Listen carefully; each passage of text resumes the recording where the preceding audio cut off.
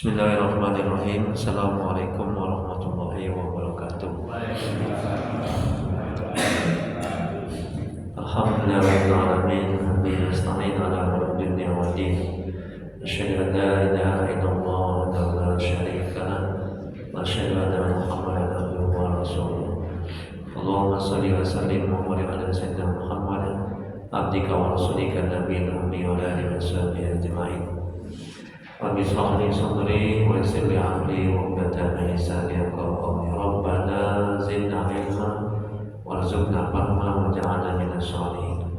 Ya Allah, ya Rabb, yang Maha Pengasih lagi Maha Penyayang, ampuni ya Allah dosa keluarga tua kami.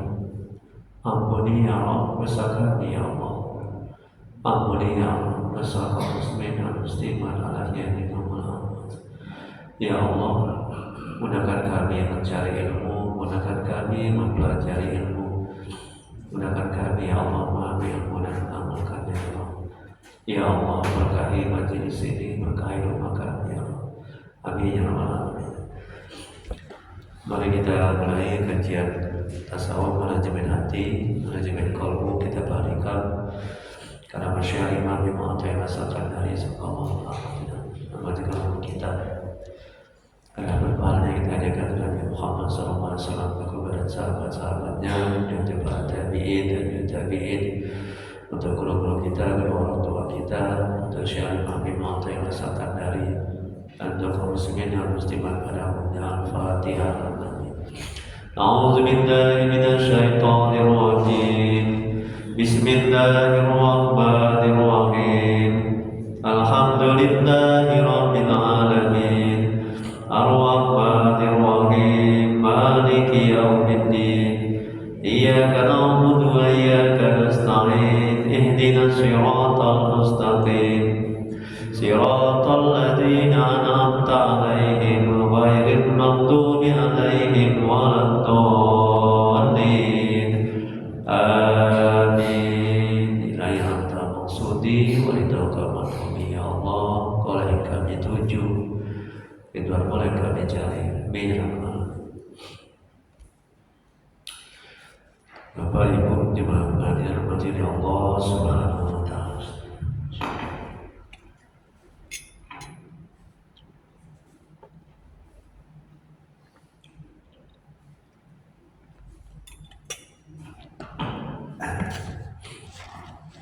Baik, kita lanjuti kajian Al-Hikam hikmah yang ke-84.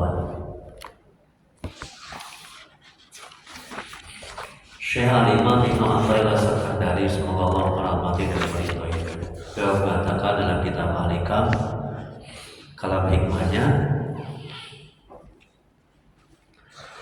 barang siapa yang tidak mensyukuri nikmat maka akan kehilangan nikmat itu. Dan barang siapa yang mensyukuri nikmat, berarti ia telah mengikat nikmat itu dengan tali yang kuat. Kita lihat penjelasannya. Syukur mengikat nikmat yang sudah ada dan memancing nikmat yang belum ada. Apa dalilnya?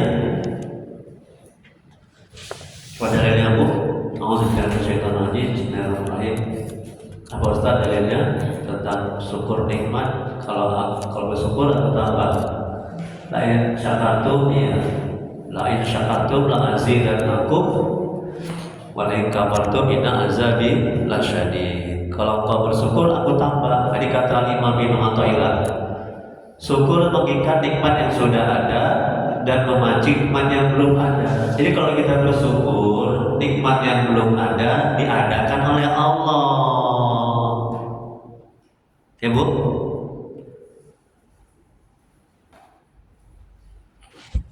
Tapi kalau kita nggak bersyukur, nikmat yang sudah ada dicabut oleh Allah. Ila in syakartum la azidannakum. Kalau kau bersyukur aku tambah. Kalau nggak bersyukur ingat azab. Ini kata Imam belum ada. Jadi kita hidup ini jangan melihat mengingat yang belum ada, stres kita.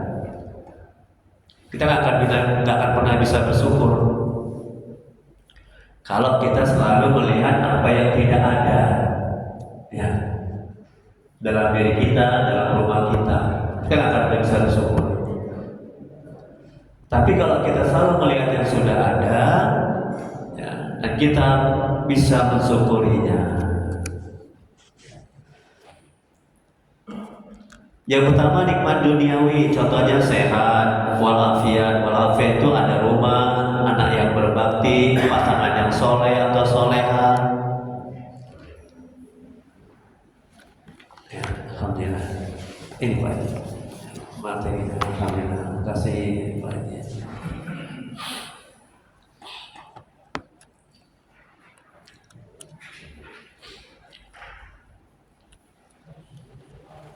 Kasih Pak Haji ya, subhanallah Pak Haji, banyak pahala Pak Haji. Belum.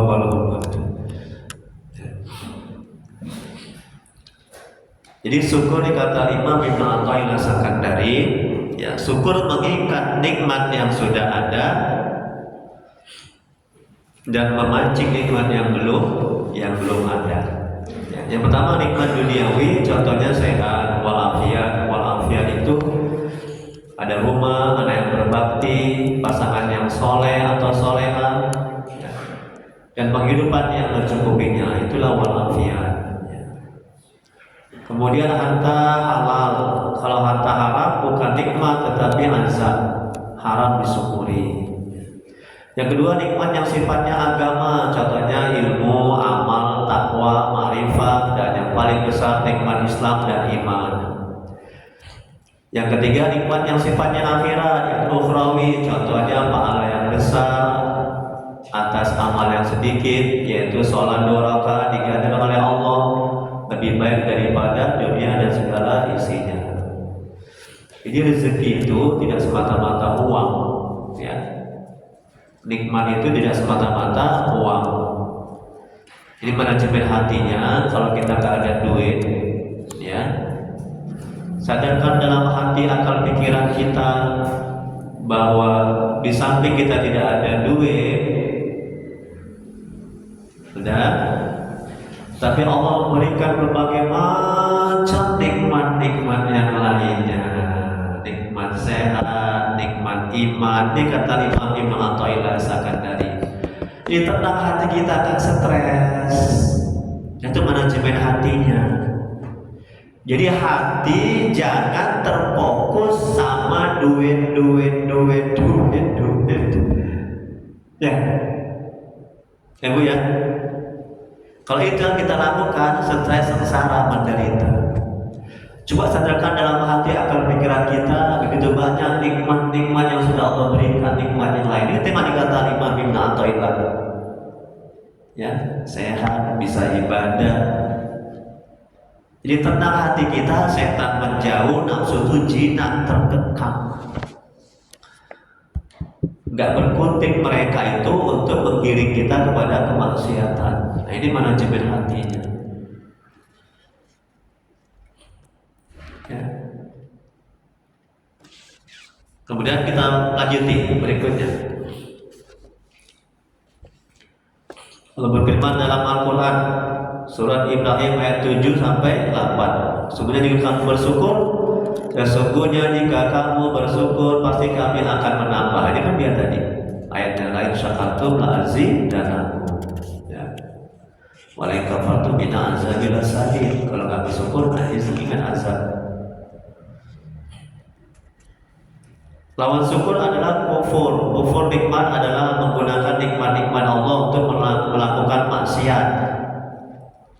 menggunakan nikmat itu sehingga membawa maksiat. Contohnya beli barang, dengan barang itu menjadi sombong. Ini juga kufur nikmat, tidak menyadari dan mengetahui bahwa nikmat itu berasal dari Allah, termasuk kufur nikmat. Termasuk nikmat akal, Bu, akal. Allah memberikan kita akal ini untuk mengenalnya, untuk dekat kepadanya. Kalau kita tidak menggunakan akal kita untuk mengenal Allah, siap-siap dicabut nikmat akal, nauzubillah. Bisa gila, bisa stres, sengsara, menderita. Ya. Kemudian berikutnya Allah berfirman dalam Al-Quran surah Luqman ayat 12. Apa kata Allah? Barang siapa yang bersyukur, sungguhnya ia bersyukur untuk dirinya, dan barang siapa yang kufur, sungguhnya Allah Maha Kaya lagi Maha Terpuji. Kita bersyukur kan untuk kita, bukan untuk Allah, betul? Ya. Ini manajemen hatinya lagi, sadarkan dalam hati akal pikiran kita. Kalau kita bersyukur, itu akan kembali sama kita kebaikan-kebaikannya. Kalau kita tidak bersyukur, juga akan kembali sama kita azab, laknat dari Allah Subhanahu wa Ta'ala.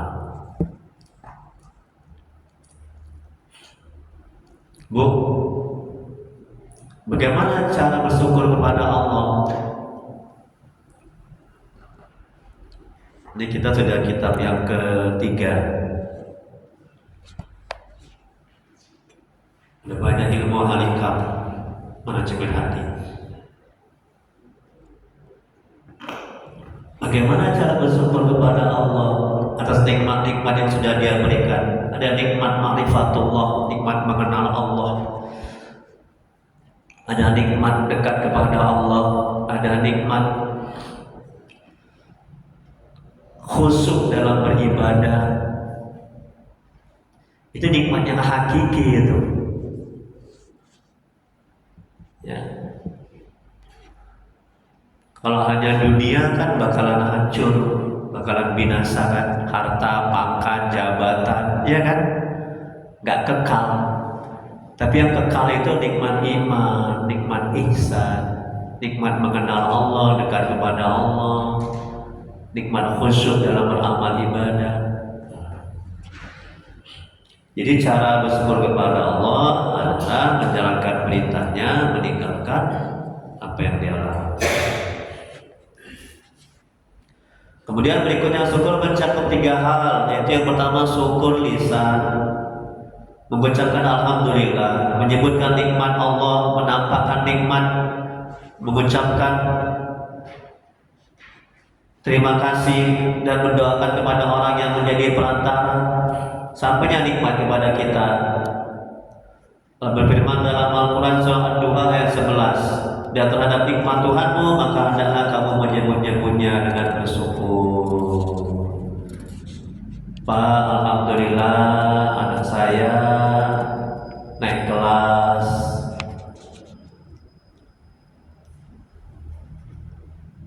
Alhamdulillah Bapak Ibu saya beli mobil baru. Mudah-mudahan mobil itu bisa memberikan saya kepada Allah. Itu syukur, ya, syukur lisan, menyebut-nyebut nikmat. Yang kedua syukur anggota,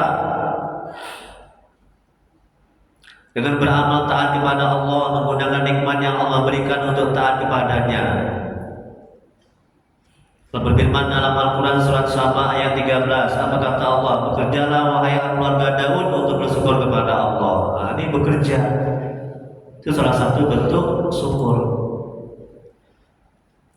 Makanya suami itu kan kewajibannya kan, kewajiban suami itu kan bekerja, salah satunya kan memberikan nafkah. Jadi kerja itu bentuk syukur kita kepada Allah. Kerja itu ibadah, ya, itu perintah Allah. Kemudian yang ketiga syukur hati, mengakui bahwa nikmat berasal dari Allah dan gembira hati dengan Allah. Allah berfirman dalam Al-Quran surah An-Nahl ayat 53, apa kata Allah? Dan apa saja nikmat yang ada padamu datangnya dari Allah. Al-Hikmah berkata, sungguhnya syukur mengikat yang ada dan buruk yang hilang. Wallahu a'lam. Hanya Allah yang Maha mengetahui. Sebelum lanjut ke halaman 2, silakan Bapak Ibu mungkin ada yang berdiskusikan yang berkenaan dengan ini dulu ya. Ini kalau sudah selesai baru yang lainnya boleh. Ada yang boleh. Silakan Bapak Ibu.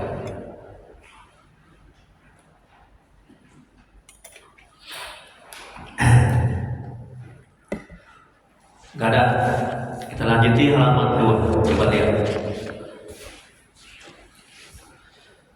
Al-Hikmah berkata, barang siapa telah diberi dan tidak bersyukur, maka pemberian itu pasti terhampas darinya dan dia tidak menyadarinya. Barang siapa yang bersyukur nikmat, sungguhnya dia telah mengingkatnya, dan barang siapa yang mengkufurinya, sungguhnya dia telah mengantarkan pada lenyapnya nikmat itu. Bu, kalau kita kena musibah sakit, kita bersyukur enggak?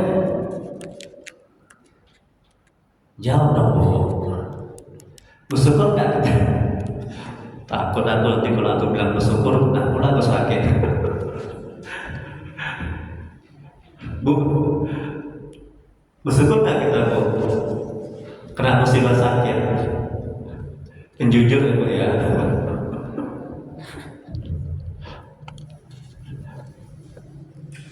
Bersyukur kan? Betul ya. Nanti kalau diuji oleh Allah sakit, alhamdulillah. Berarti udah ini udah hampir tamat kajian Al-Hikamnya berarti, ya. Udah hebat nih. Ya, alhamdulillah, senang saya ya. Jadi jangan pula nanti ini mau selesai kitab Al-Hikam, ya. Kitab 4, 5, 6 masih panjang lagi. Mudah-mudahan panjang lah umur kita ya, amin ya rabbal alamin ya. Jadi kalau kena musibah sakit, kita mesti bersyukur ya. Itu manajemen hatinya. Kalau hati tidak kita sadarkan dalam hati akal pikiran kita tidak sadarkan seperti itu, stres, sengsara, menderita, itu kerjaan setan, itu nafsu. Kalau nggak percaya coba. Ketika ibu kena sakit, misalnya kaki, tangan, seluruh anggota tubuh, ya, ibu masuk mengucapkan alhamdulillah, ibu teriak-teriak,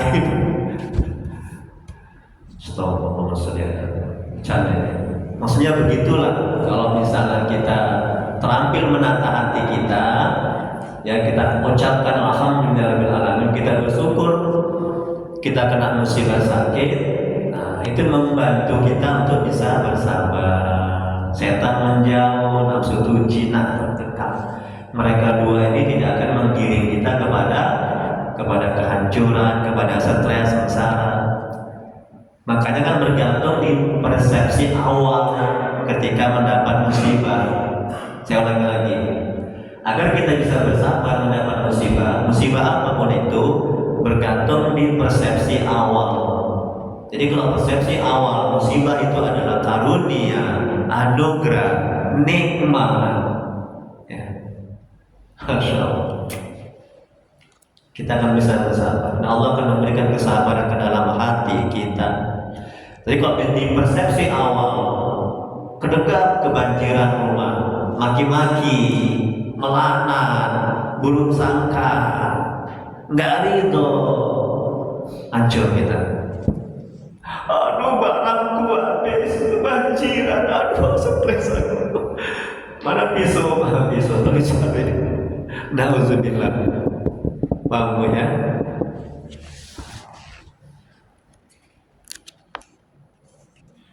Ini tadi kata Al-Imam, ini Al-Hikmah tadi ya.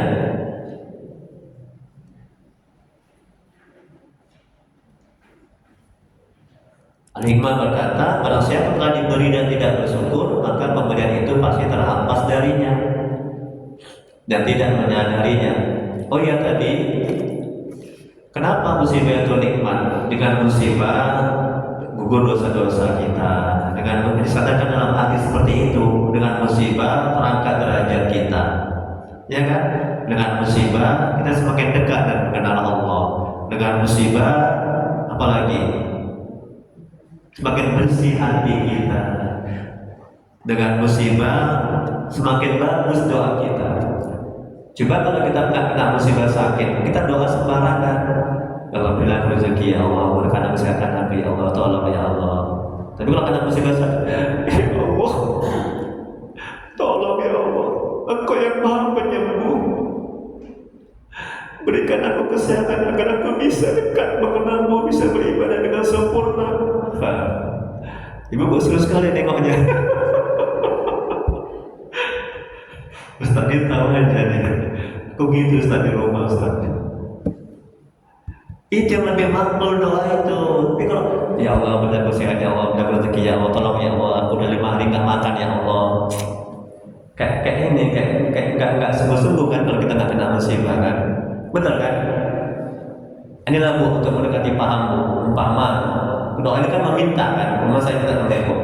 Minta duit 5.000, tolong minta duit 5.000 buat belum makan ya Bu. Minta lah Bu tolong Bu, beli kali pun ibu pun misalnya kan. Nah, dibandingkan dengan misalnya udah 2 hari nggak makan itu, saya meneteskan air mata. Ibu iba nggak kasihan nggak sama saya? Kalau nggak kasihan kelewat lah. Udah pakai nangis kan. Begini juga sama Allah yang Maha Pengasih, Penyayang, Maha Kaya. Kita mesti gitu. Jangan sembarangan berdoa kalau mau dikabulkan. Ya, merengek kita, usahakan meneteskan air mata. Allah kan lihat kita. Oh ini hambaku sungguh-sungguh dia. Betul-betul dia. Jangan doa hanya serampangan. Tadi kata Imam Ibn Athaillah ini dalam kitab ini.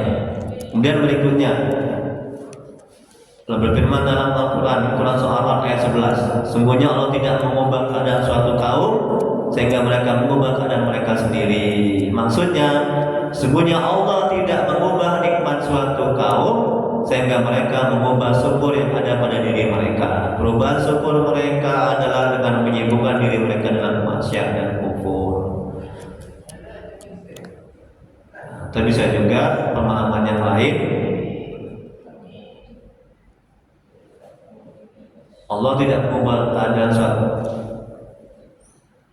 Rezeki kita tidak akan bisa mendapat rezeki kalau kita tidak bekerja. Ya. Jadi syariatnya itu bekerja, tapi hakikatnya bukan kerja itu yang membuat kita dapat rezeki, tapi Allah. Paham? Bukan dokter dan obat membuat kita sakit, itu kan syariat aja itu. Tapi hakikatnya Allah. Selanjutnya, Syekh Imam Junaid Al-Baghdadi semoga Allah merahmati dan meridhoi. Syukur adalah ketika Allah tidak dimaksiati dengan nikmatnya. Tengok kata Imam Junaid. Kalau rujukan kita dalam tasawuf Imam Junaid Al-Baghdadi, ya Ustaz. Kalau dalam fikih 4 mazhab itu yang terkenal kan, mazhab Maliki, Hambali, Hanafi, Syafi'i. Dalam tauhid Imam Maturidi. Semoga Allah merahmati dan meridhoi mereka. Ini Imam Junaid Al-Baghdadi. Ini seorang wali Allah ini. Kemarin ada ngaji baru lagi di dekat rumah saya, depannya itu Masjid Al-Ma'ruf ya, yang aluminium. Tentang ini juga, tentang wali-wali Allah. Kemudian berikutnya seorang ulama berkata, syukur adalah hati gembira karena pemberian nikmat daripada yang memberi yaitu Allah. Tengok nih, Bu. Ketika kita mendapat nikmat apapun, ya, ini manajemen hatinya. Jangan kita bergembira senang karena nikmat itu. Kalau itu yang kita lakukan, maaf ya, ini sopan kiri. Kalau itu yang kita lakukan, udah, kita nggak akan pernah bisa bersyukur kepada Allah. Kita akan kufur nikmat. Kita nggak akan bisa dekat dan mengenal Allah. Ya, kita akan sombong, ujub, merasa mulia, merasa bangga, merasa hebat, seolah-olah nikmat itu kita yang buat, kita yang usaha, kita yang mengadakan. Paham ya? Nah, tapi ini coba tengok nih dalam kitab ini. Ya, syukur adalah hati gembira karena mengenai nikmat dan pada yang memberi yaitu Allah. Jadi mata hati, akal dan pikiran kita, benar, harus menyadari, menyaksikan bahwa nikmat itu dari Allah. Allah yang beri. Paham ya? Sehingga kita akan bisa bersyukur, sehingga kita akan bisa dekat dan mengenal Allah. Sehingga tidak akan timbul ujub, sombong, merasa nikmat itu dari kita, usaha kita, kepintaran kita, kehebatan kita. Tidak. Paham ya? Dan kemudian hal itu berimbas pada anggota badan, sehingga anggota badan gembira dengan berbagai perintah dan tercegah dari berbagai larangan.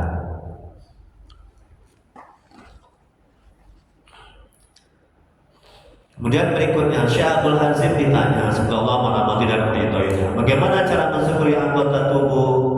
Saya menjawab, kau tidak menggunakannya untuk maksiat kepada Allah, melainkan untuk taat kepada Allah. Inilah cara mensyukuri anggota tubuh. Ya, mensyukuri nikmat mata, gunakan mata melihat yang baik-baik. Mensyukuri nikmat akal, gunakan akal untuk mengenal Allah. Mensyukuri nikmat hati, gunakan hati untuk dekat dan mengenal Allah. Begitu ya, seterusnya. Kemudian nikmat yang disyukuri terbagi pada tiga, yaitu duniawi, sehat, kuat, dan harta yang halal, agama, ilmu, amal, takwa, dan ma'rifat. Yang ukhrawi yaitu pahala atas amal yang kecil dengan pemberian yang balas yang besar. Nikmat agama paling besar yang sangat perlu disyukuri adalah nikmat Islam, iman, dan ma'rifat. Mensyukurinya adalah meyakini bahwa nikmat itu adalah anugerah dari Allah tanpa perantara, daya dan kekuatan. Allah berfirman dalam Al-Quran, tetapi Allah membuatmu cinta pada keimanan dan menjadi iman indah dalam hatimu, serta menjadikanmu benci kepada kekafiran, kefasikan, dan kedurhakaan. Soal Al-Hujurat ayat 7. Di nikmat yang paling disyukur itu bukan harta pangkat jabatan, ya, itu bakalan hancur. Yang paling disyukuri adalah nikmat agama paling besar yang sangat perlu disyukuri adalah nikmat Islam. Nauzubillah kalau seseorang ditakdirkan dalam keadaan kafir, ya.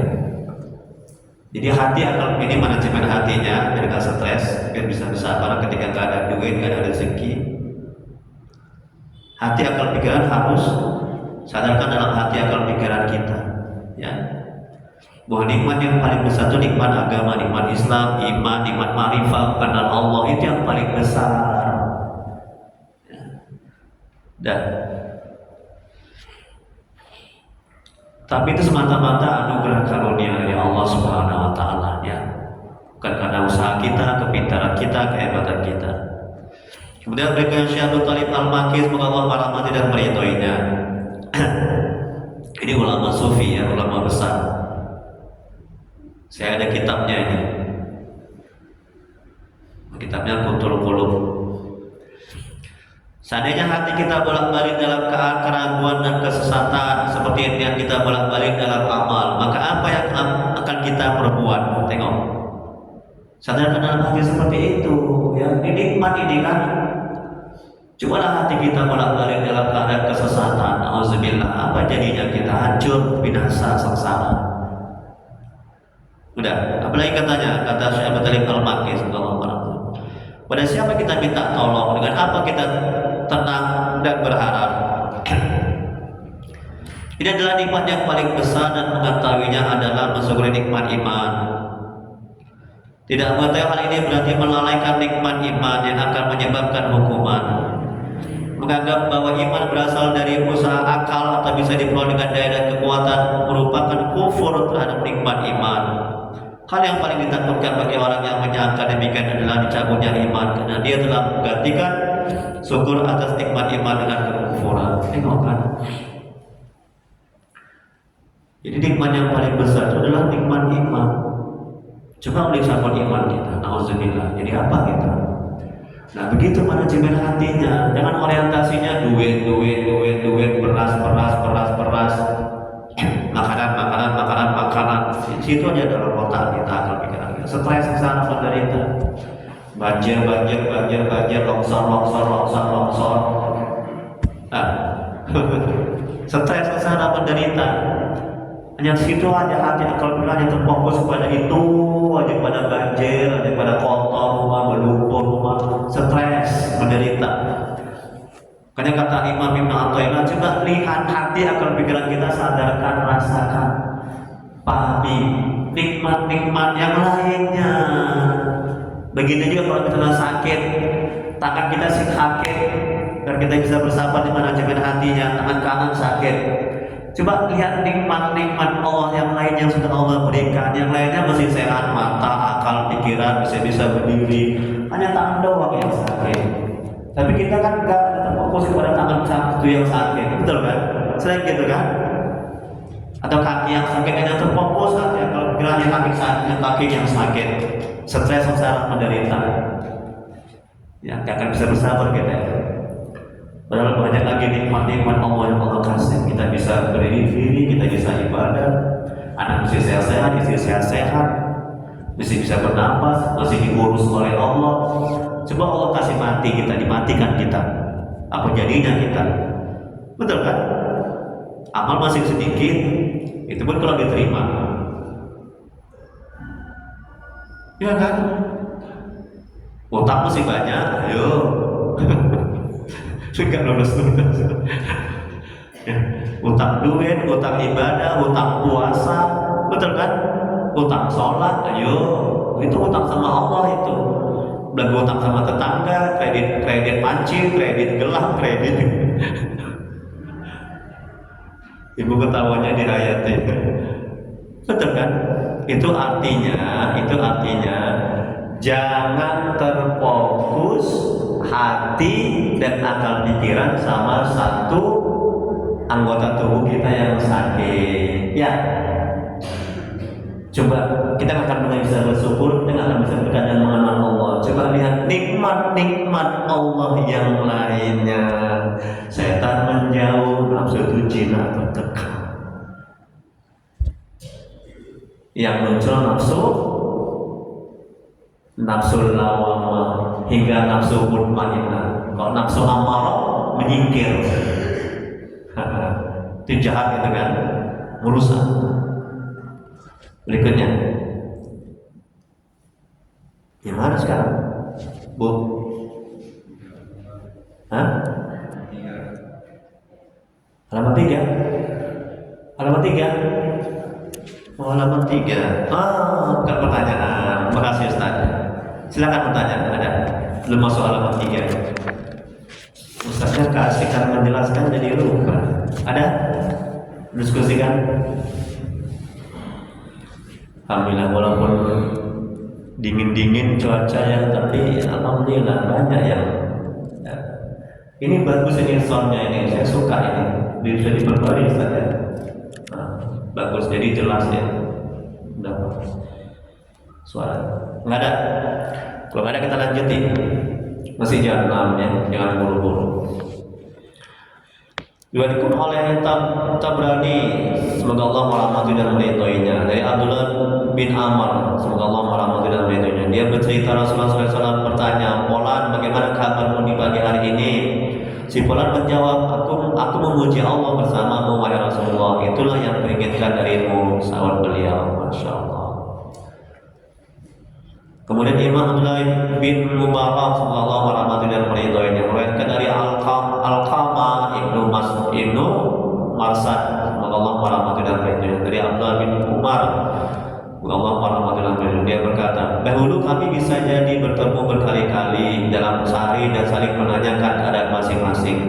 Tujuan kami melakukan itu adalah memuji Allah. Gimana kabarmu? Alhamdulillah, segala puji bagi Allah. Juga dari Habib ibnu Abi Sabit, semoga Allah merahmati dan meridhoinya, dari Sa'id ibnu Jubair, semoga Allah merahmati dan meridhoinya. Sa'id bin Jubair, dia berkata, orang yang pertama dipanggil masuk surga adalah orang yang memuji Allah kapan saja. Atau dia berkata, baik di kala senang maupun susah. Tengok nih kan, dapat musibah, alhamdulillah. Dapat nikmat, alhamdulillah. Dapat kesempitan hidup, alhamdulillah. Dapat kelapangan hidup, alhamdulillah. Ya.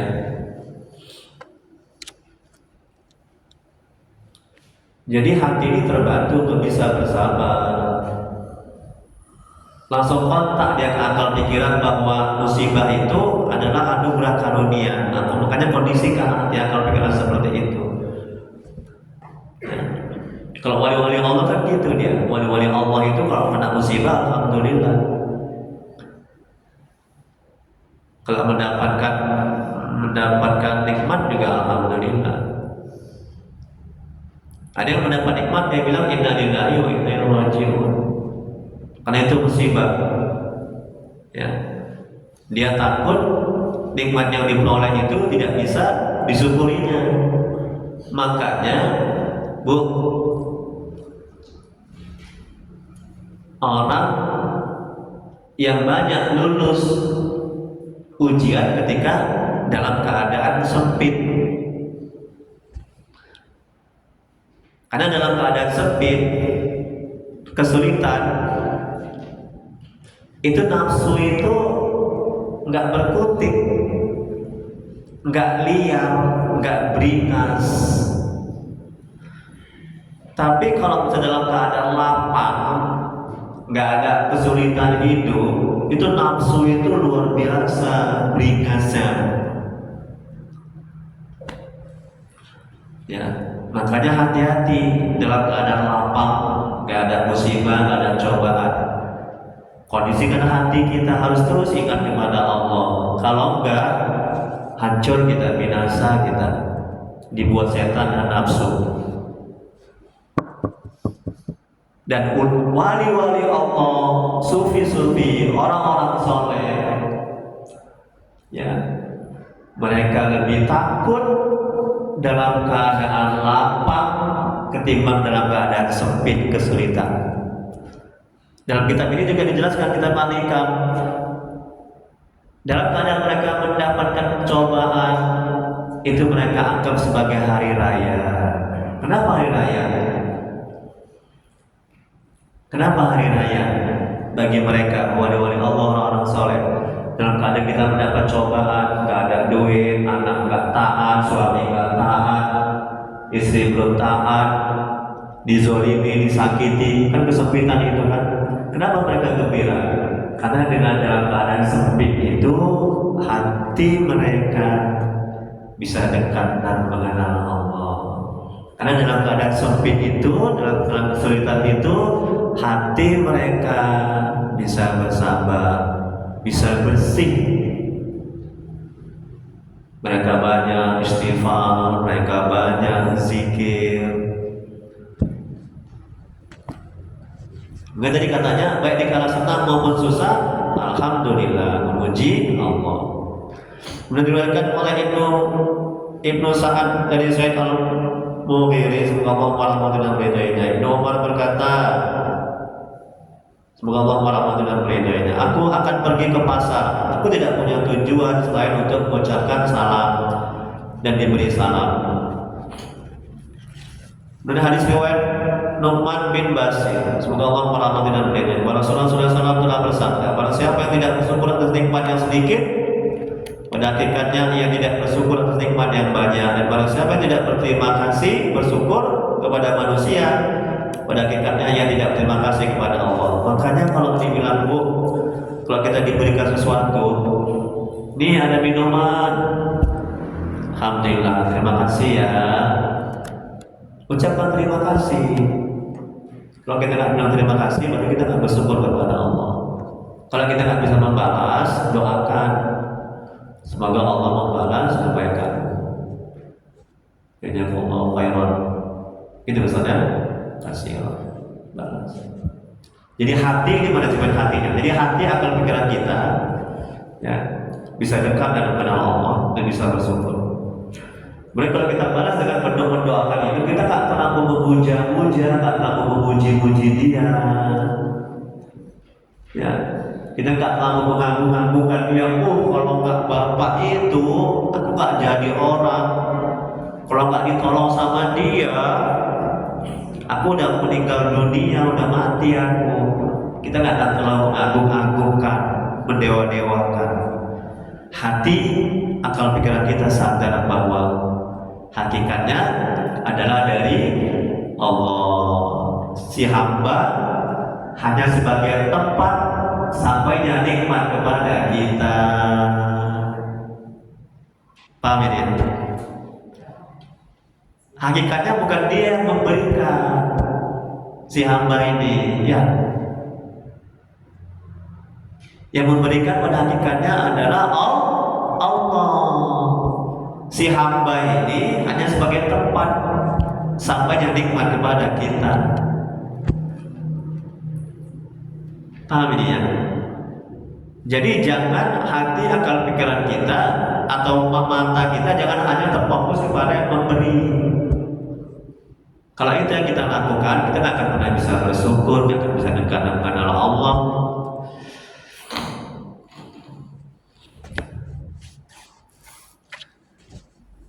Kemudian berikutnya,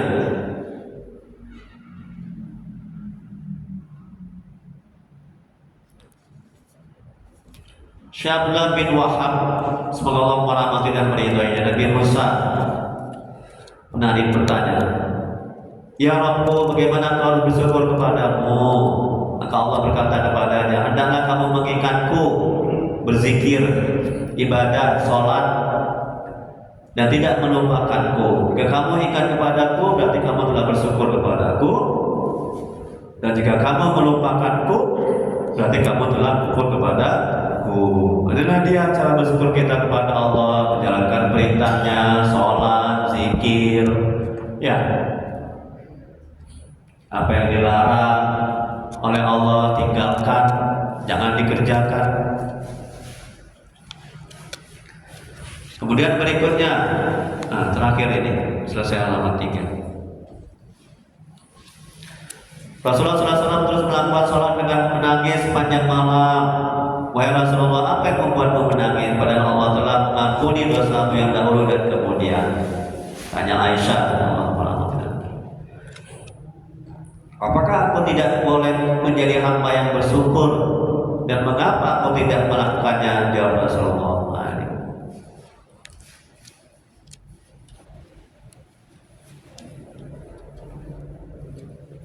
ini cara bersyukur ya, dengan menambah ketaatan kepada Allah, meningkatkan ketaatan kepada Allah. Ini Nabi ya.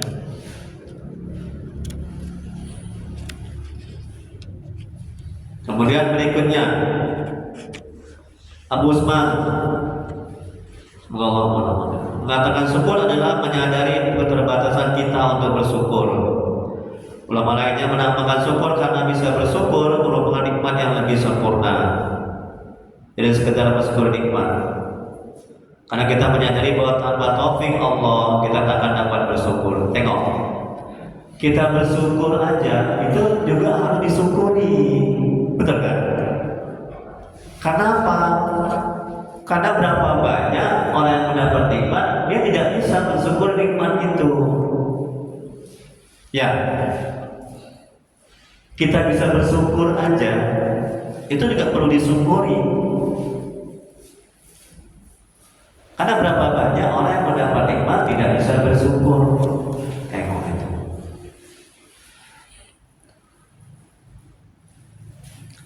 Kemudian Syekh Al-Imam Junaid Al-Baghdadi, semoga Allah merahmati dan meridhoinya, ketika berusia 7 tahun mengatakan saat ditanya pamannya di hadapan para jemaah, syukur itu adalah, dikata Syekh Imam Junaid Al-Baghdadi, semoga Allah merahmati dan meridhoinya, syukur itu adalah engkau tidak bermaksiat kepada Allah dengan nikmatnya. Jadi jangan gunakan nikmat-nikmat Allah untuk bermaksiat kepadanya. Gak sholat, gak cari ilmu agama, tidak berzikir, ya, jangan gunakan nikmat Allah untuk bermaksiat, itulah dia syukur. Ini kata Imam Junaid. Kemudian yang terakhir, jika seorang hamba lupa mensyukuri nikmat-nikmat dan nikmat-nikmat itu tetap ia dapatkan dan menggunakan, maka janganlah tertipu. Karena itu merupakan istidraj bahasa Al-Qur'annya. Dikasih nikmat, ya harta, pangkat, jabatan, tapi dia nggak sholat, dia nggak dekat kepada Allah. Hati-hati, ini kata Al-Imam Ibnu Athaillah, ya, itu merupakan istidraj. Ustaz, tetanggaku itu dia nggak pernah sholat ya, tapi mobilnya 4, istrinya 4. Wah, jangan marah dulu, ibu langsung tegak dia. Ada kan gitu kan? Itu namanya istidraj. Bahasa Al-Quran. Penarikan berangsur-angsur menuju kebinasaan. Tidak akan binasa hancur kalau kita bertobat kepada Allah. Istidraj itu, istidraj itu zahirnya nikmat, batinnya azab. Itu dia. Kita nampak dia mewah, bergelimang harta. Ya.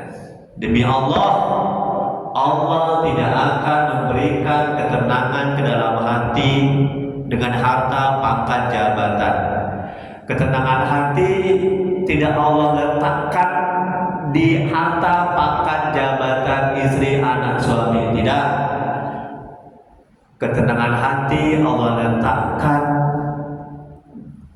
pada hati yang dekat dan mengenal Allah, pada hati yang bersih. Ya. Jangan silau dengan harta, pangkat, jabatan, ya. Wallahu a'lam. Hanya Allah yang Maha mengetahui. Balik lagi ke awal. Jadi kalau hikmahnya yang ke-54 ini, Syekh Imam Ibnu Athaillah As-Sakandari, Allah para muslimin dan mengatakan jam 6 lewat. Barang siapa tengok halaman 1, halaman awal Pak, yang pertama kali. Jangan bingung ya, baru 3 halaman. Oke, pintar Bapak. Kalau hikmahnya yang pertama, kalau hikmah yang pertama, barang siapa yang tidak mensyukuri nikmat, maka akan kehilangan nikmat itu. Dan barang siapa yang mensyukurinya, berarti ia telah mengikat nikmat itu dengan tali yang kuat. Artinya nikmat itu tidak akan hilang, bahkan ditambah. Wallahu a'lam. Hanya Allah yang Maha mengetahui. Silakan Bapak Ibu dan berdiskusikan sebelum kita doa.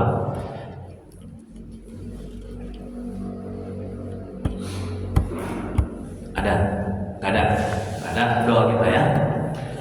Ya, silakan Pak Haji. Apa kabar Pak Haji? Sehat? Alhamdulillah Pak Haji dapat pahala. Silakan Pak Haji. Daripada mengucapkan kenali dirimu agar kenal Tuhanmu. Masya Allah, tabarakallah. Kenali dirimu agar engkau mengenal Tuhanmu. Ya, ungkapannya. Kita terciptakan dari hina, lemah, sombong, miskin dan tolong. Lemah, hina, miskin dan bodoh. Ya. Itulah kita. Jadi kalau kita merasa kita semua yang berbuat, termasuk itu merampok hak Allah. Kita diciptakan ya hina, lemah, miskin, bodoh. Kalau kita merasa kita yang berbuat, kita yang punya. Kalau kita merasa kita yang berbuat, Kita yang punya. kita yang Itu termasuk merampok hak Allah. apa kita termasuk merampok hak Allah? Masya Allah, tabarakallah. Ini pertanyaan yang tinggi ya. Yang pertama, tadi pertanyaannya, kenali dirimu, maka kau akan kenal Tuhanmu. Iya, bagus ya. Makasih Pak Haji, semoga Allah memberkati Pak Haji. Kenali diri kita. Siapa diri kita? Dari mana kita berasal? dari setetes air mani, betul, hina. Udah, kemudian kita tidak bisa hidup kalau tidak dihidupkan, kalau tidak diberikan ruh. Ya, kita tidak akan bisa berkembang, tidak akan bisa beraktivitas kalau kita tidak diurus oleh Allah. Apalagi kita tidak akan bisa bergerak kalau nggak diberikan kekuatan. Kita akan bodoh kalau nggak diberikan ilmu. Kenali diri kita, kita akan mengenal Tuhan. Apalagi kita nggak akan bisa bernapas kalau tidak diberikan napas. Ya. Jadi kalau kita sadar akan hal itu, maka kita akan mengenal Tuhan kita. Oh iya, Allah yang menghidupkanku, Allah yang memberikan kekuatan tenaga kepadaku, Allah yang mengurus aku, ya, sehingga aku bisa hidup sampai sekarang. Oh iya, aku pintar, Allah yang memberikan ilmu, bukan karena daya upayaku. La haula wala quwata illa billah. Oh iya, Allah yang memberikan makan sehingga aku bisa kenyang. Bukan nasi yang membuat kenyang, tapi Allah. Bukan obat dokter yang membuat kita sehat, tapi Allah. Kenali itu, dan kita akan mengenal Allah. Dan yang lain. Itu yang pertama. Terus yang kedua, kalau kita merasa kita yang berbuat, apakah tidak termasuk merampas hak Allah? Artinya kita kurang beradab, itulah dia. Itu namanya tauhid af'al. Dalam kajian tauhid, mengesahkan perbuatan Allah. Jadi pada hakikatnya yang berbuat semuanya itu adalah Allah, bukan kita. Ya. Pada hakikatnya kita ini hanya sebagai tempat sandaran perbuatan Allah. Jadi kurang beradab, ya, kalau kita mengatakan kita yang berbuat hakikatnya. Sholat kita Allah yang menciptakan, Allah yang menghendaki, atas izin Allah itu semua. Sebelum alam ini ada, sebelum kita ini ada, Allah sudah menciptakan kita bisa sholat, kita berbuat sholat. Allah yang mengizinkan. Sebelum alam ini ada, sebelum kita ini ada. Ini kita bisa mengaji di sini. Dalam Al-Quran Allah sebutkan dalam kitab Lauh Mahfuz sudah selesai ditulis, sudah ditulis oleh Allah, sudah selesai diciptakan. Ini kita di sini ini berkumpul mengaji bukan karena kekuatan kita, kehebatan kita. Kita hanya sebatas ikhtiar, usaha. Usaha kita tidak memberikan bekas. Ya. Yang memberikan bekas adalah Allah. Jadi kita kumpul ngaji di sini, ini sudah tertulis di kitab Lauh Mahfuz, sudah selesai diciptakan bahwa pada hari Sabtu tanggal sekian, jam sekian, detik sekian, subuh, ya, kita akan mengaji di sini.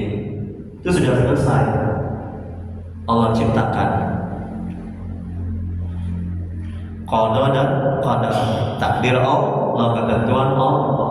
Cadangkan dalam hati seperti itu. Jadi kita nggak akan sombong, nggak akan ujub, nggak akan merasa mulia, merasa hebat. Oh, aku orang ngaji hebat, Ini kajian kita Amikam, ini kitab yang paling tinggi, yang paling bagus ini. Kau apa? Tidur aja, neraka tempatmu. Nauzubillah. Kita tidak akan seperti itu, ya.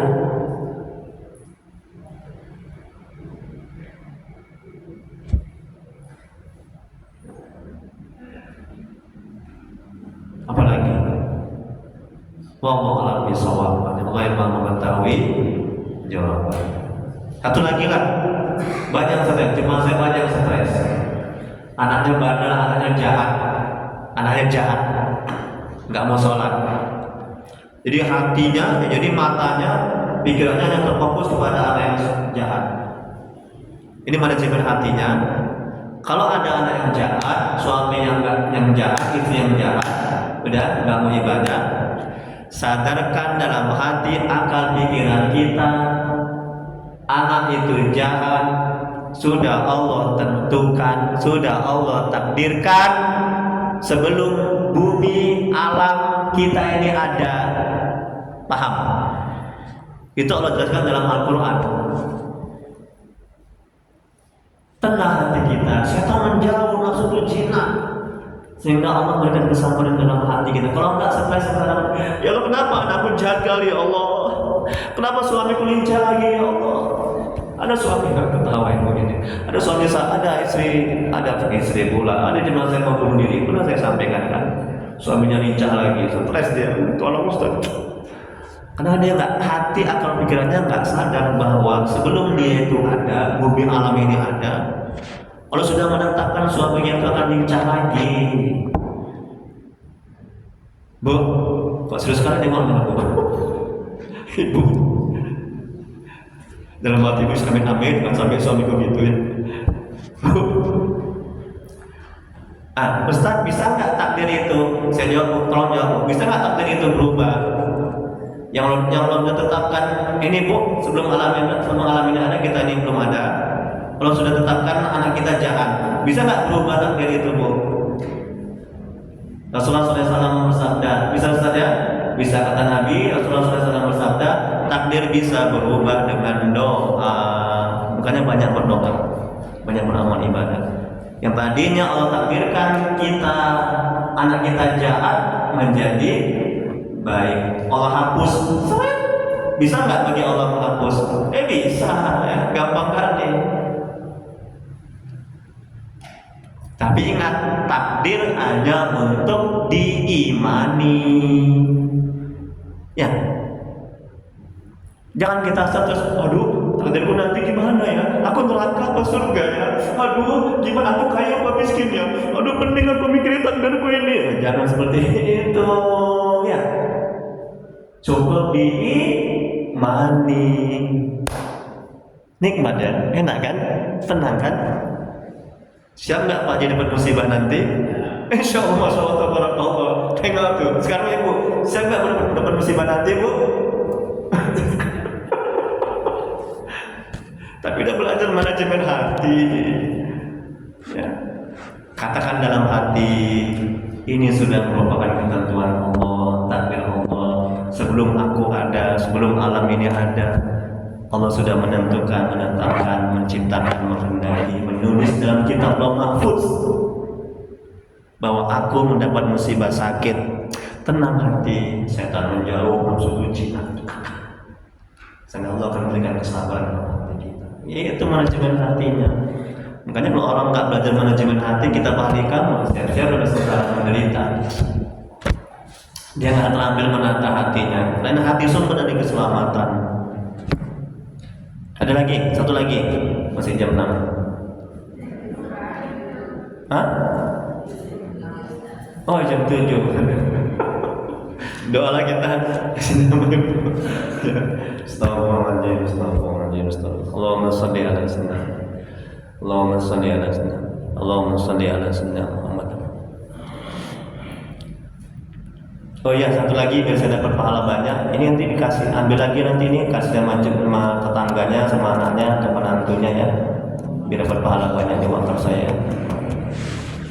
Bismillahirrahmanirrahim. Alhamdulillahirabbil alamin. Hamdan yufi ni'amahu wa yakafi mazidah. Ya Rabbana lakal hamdu kama yanbaghi li jalali wajhika wa 'azimi sultanik. Allahumma sholli ala sayyidina Muhammad wa ala ali sayyidina Muhammad. Bismillahirrahmanirrahim. Bertawassul kepada Mulia Rasulullah Muhammad sallallahu alaihi wasallam dan sahabat. La ilaha illa anta subhanaka inna kunna minaz zalimin. Ampuni ya Allah dosa orang tua kami. Ampuni ya Allah dosa orang tua kami telah mendahului kami. Jauhkan mereka dari siksa kubur-Mu, jadikan kuburan mereka taman-taman surga. Tempatkan mereka di surga sebagai surga ya Allah. Ya Allah tolong ya Allah, mohon agar rahmat-Mu ya Allah. Ampuni dosa dan maksiat kami ya Allah. Ampuni sebusuk apapun masa lalu kami. Terima amal ibadah kami, terima taubat kami. Kasihilah kami ya Allah. Ya Allah, ampuni dosa kaum muslimin dan muslimat al-ahya minhum wal amwat. Ya Allah, mohon ya Allah, jadikan keluarga kami keluarga yang sakinah mawaddah warahmah. Jadikan anak-anak kami soleh solehah. Jauhkan kami dari musibah dan bala bencana ya Allah. Ya Allah, mohon tolong kita dengan rahmat-Mu ya Allah. Tuntun hati kami agar bisa istiqomah dalam taat kepada-Mu, agar bisa selalu mengingat-Mu, agar bisa selalu berselawat kepada Rasul-Mu ya Allah. Ya Allah, mohon ya Allah, tolong ya Allah. Bila di antara kami, keluarga kami, jemaah ini ada yang sakit, mohon ya Allah, akan penyakitnya ya Allah, beri kesembuhan kepadanya ya Allah. Bila ada yang mendapat kesulitan hidup, mohon ya Allah, lapangkan kesulitannya ya Allah, mudahkan kesulitannya ya Allah, beri jalan keluar ya Allah. Ya Allah, mudahkan rezeki kami dan berkahi, mudahkan usaha kami dan berkahi, mudahkan umur kami dan berkahi. Rabbana la tuzigh qulubana ba'da idh hadaytana wa hab lana min ladunka rahmah innaka antal wahhab. Rabbana atina fid dunya hasanah wa fil akhirati hasanah wa qina adzabannar. Sallallahu alaihi wasallam Muhammad wa alihi wasallam. Subhana rabbika rabbil izzati amma yasifun wa salamun alal mursalin walhamdulillahi rabbil alamin. Allahumma shalli ala sayyidina Muhammad. Taqabbalallahu